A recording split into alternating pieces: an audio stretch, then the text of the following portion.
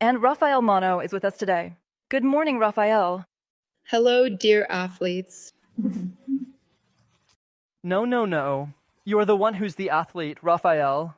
So, the first question that comes to mind, and I was talking about it a few minutes ago, Raphaelle, since I am sporty. But I am sporty because I was shown sports as a child, but not mogul skiing. So, how did you come to become a mogul freestyle skier? Well, I have the impression that we athletes, we all run for a crown. And actually, today, I really want to share my story with you. Basically, I grew up in the mountains here in La Clusaz, and it came naturally. God had planned something great because I was born into an atheist family, my ancestors being the Monos. I was the great-granddaughter or niece of Theodore Monod, so a long line of Protestants, and I believe I am the beneficiary to all the beautiful prayers. But in any case, I was actually chasing after an adopted heart after all.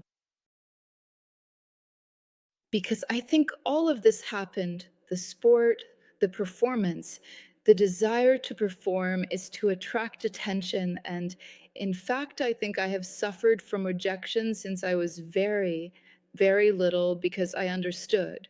And I love my parents a lot, there's no issue. But I realized many years later that my parents wanted to have a boy, and so we don't realize the suffering of a little child's heart can feel when there is a small rejection like that at birth. And so throughout my adolescence, it was all about chasing after my dad's attention. And my dad, who loved skiing, I ski, then I competed excessively, to the point where I reached the Olympic Games. You started mogul skiing at the age of 12. It started quite early after all. That's right, the World Cup circuit even started at 17 years old after that. And I got the chance to compete for 10 years at a high level in the World Cup and participate in 3 Olympic Games between 1988 and 92. How does it feel, Raphaelle Monod, to participate in the Olympic Games? In fact, it's the holy grail for an athlete, obviously. Actually, we train for years and years, 10 months out of 12. You know an athlete will absolutely strive for perfection. It's years, hours for 30 seconds where destiny changes overnight and where, ultimately, we no longer know who we are because all these years have been for this very precise moment. It's not like the World Championships. We know they're there every year, where there is a World Cup every year. The Olympic Games, there is really something truly special because it is the Holy Grail, and when you know the history of Mount Olympus with Zeus and the 12 Greek gods, you can see that there is something very spiritual in the Olympic Games. I don't know if you have looked into it, but the genesis of the Olympic Games was not very Christian, so to speak, because it involved the sacrifices of innocent blood. It was really something quite violent and incredibly spiritual. By the way, I had found my little verse that struck me. It was in Exodus 34, when God tells us, "You shall worship no foreign God, for the Lord's name is jealous." And he is a jealous God after all. But no matter what, God comes to find us where we are, right? But all this to tell you that, in fact, I was surviving with this orphan spirit, and I was growing up in this religiosity of idols and sports where I myself had become an idol for my dad, for my friends, and for my nation. And there is really something that I take to heart, which is to support Christian athletes, because we often don't realize just how incredibly heavy and disturbing it is to be idolized by others.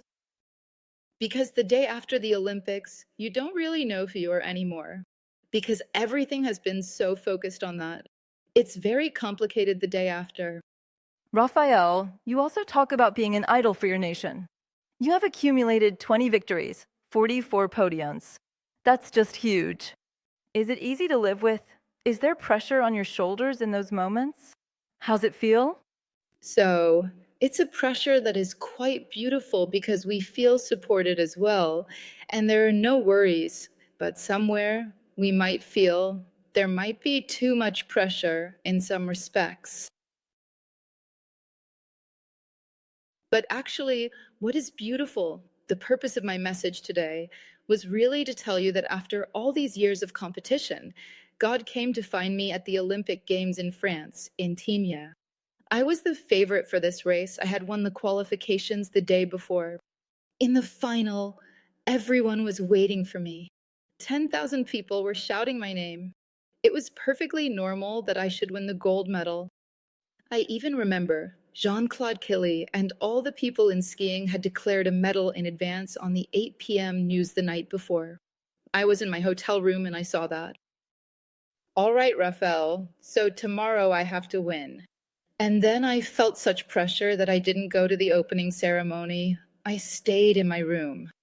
And then I realized at that moment that I might not have been as psychologically prepared because our sport was still relatively small at the time and we didn't have access to a mental coach.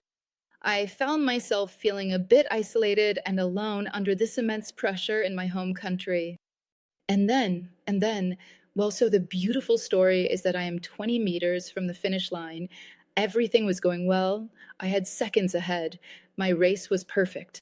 So it's a race that lasts around 45 seconds. And guess what? 10 meters before the finish line, my skis crossed and I went off the course. So that's a little problem here. That is to say, there's such a noise. People are shouting my name and it oppresses my heart like this, and I can't feel my body anymore. The pressure is so strong that I lose my abilities and get off track without getting hurt, which is surprising because on a mogul course, generally if you go off, you fall.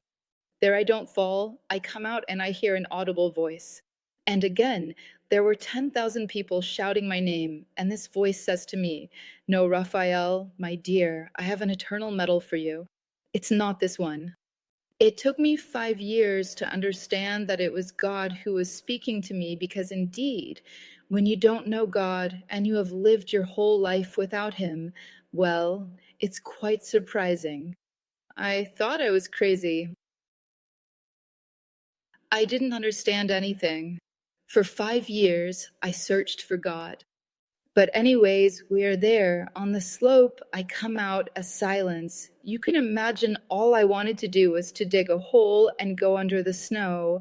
I felt so ashamed for having lost that medal so stupidly. But at the same time, I had an indescribable peace that overwhelmed me and even felt joy. So I go down to meet my parents, my relatives, my coach, and I tell them, it's okay. Today is a celebration of sport. It's the Olympics. I'm here to participate. Finally, I don't remember what I said, but I had an incredible peace and everyone was so disappointed for me, but not me. I had an indescribable joy. I think God saved me because when I was in the starting blocks, I was telling myself if I win this race, my life will change. I was about to fall into something too big, too idolatrous perhaps. I don't know anymore, but it seemed to me that my life would change completely. But then, God had planned something else 10 meters before the finish. And today, I am so grateful because my life today, it is so much better. And it's not one more medal that would have made me happier, if you know what I mean. And finally, Raphaelle, you have changed because your relationship with God has changed. Is that correct? So actually, I had no relationship with God at all. And one day, I met the man of my life, who was a believer, who is Swedish, and who now my husband today. We have 3 children. I am 55 years old. We are blessed. We have 3 wonderful children. Actually, he always told me, Raphaelle, I am a believer and I couldn't spend my life with someone who doesn't understand my faith. He was very brave to set these boundaries right away and tell me, yes, I am in love with you. But on the other hand, we took months to be apart from each other and to try to figure out how to handle this particular situation because I knew nothing about faith. And so I fell into a depression. It's a bit like what happens to high-level athletes the day after the Olympics. There's really a depression. I don't know if you know this extraordinary film, The Weight of Gold, a documentary by Michael Phelps, multiple Olympic champion, who talks about the depression of athletes, that some 80% of athletes become depressed the day after the Olympics. And so it was in this depression that I was able to seek God. I went for a walk in the woods. I gave him an ultimatum, and there I said to him, "Listen, God, it's simple. If you exist, show me right now with truly all that I had." And there, it was truly an intimate encounter with my God, because I fell to my knees, face down, even to the dirt. And there I was crushed by a love so powerful, so overwhelming, that I stayed on the ground for I don't know how many hours, where I was truly visited by his love. So that was the second encounter, the real one. That's it, life began. Isn't it surprising? How does God work? We never know.